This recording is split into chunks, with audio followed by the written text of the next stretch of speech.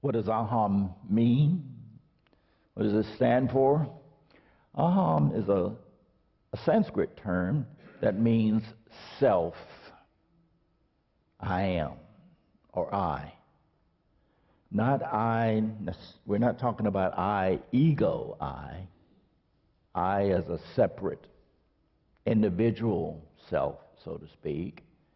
We're talking about I am. The same I am that flows through, if I might say, Jesus, a Ramana Maharshi, a Eckhart Tolle, all the saints and sages. Do you realize it's the same I am that flows through us as well? There aren't two I ams. There's only one I am, and we are all that. We are all here, that, capital T, when? Right now. Right now. And so this whole idea of, that I'm sure we've all heard about, of waking up,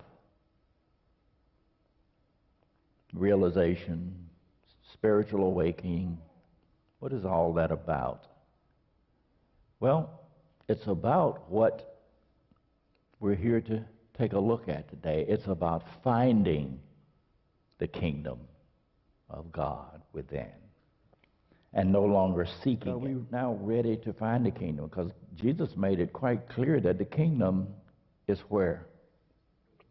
Within. Within. So are we looking for it within? There's a way I found to what we call an aham, strengthen the attention muscle. And do you know attention is like a muscle? You got to exercise it. There is a way to strengthen it. That's what real meditation really is about. Strengthening that attention muscle, the ability to be able to turn attention inward into that place within that Jesus referred to, that all the great saints and sages refer to, the great teachers refer to, that must happen, and hold attention in this place. We're talking about being who and what we are, which is, as the founder of Aham, my teacher, calls, that place of steady, unshakable peace, well-being. Another name for it is happiness. We do have a choice. We really do have a choice with regard to where we give our attention. See, and with this control of attention comes definite control over the quality of our experience of life, and to some degree, it empowers us with the ability to also create better circumstances, situations, and to some degree control the events. Real meditation. Real meditation.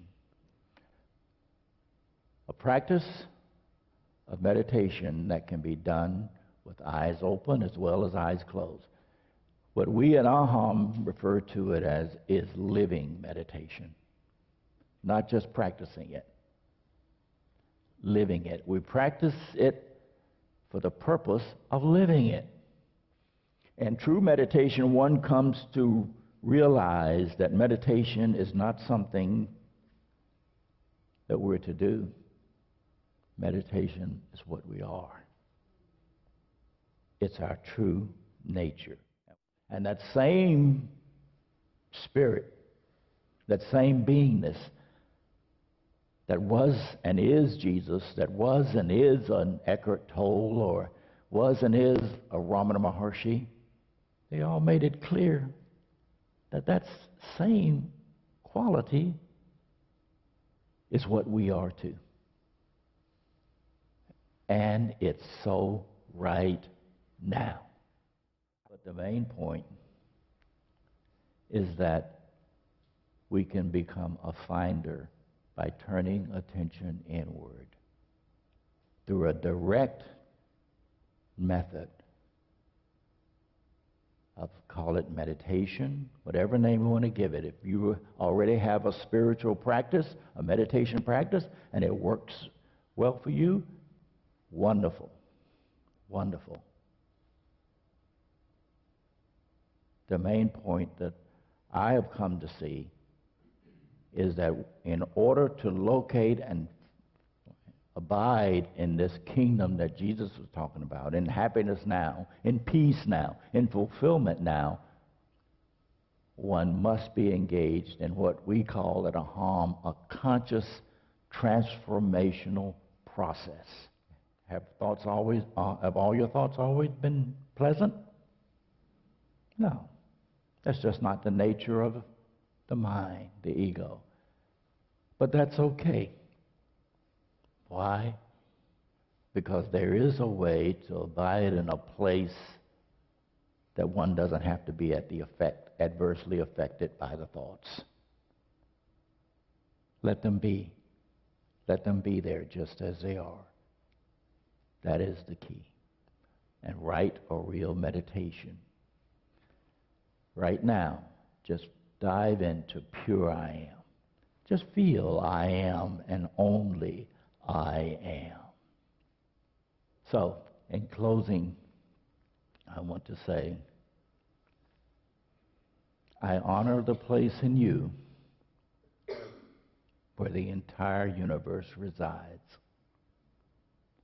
I honor the place in you of love, of peace, and joy.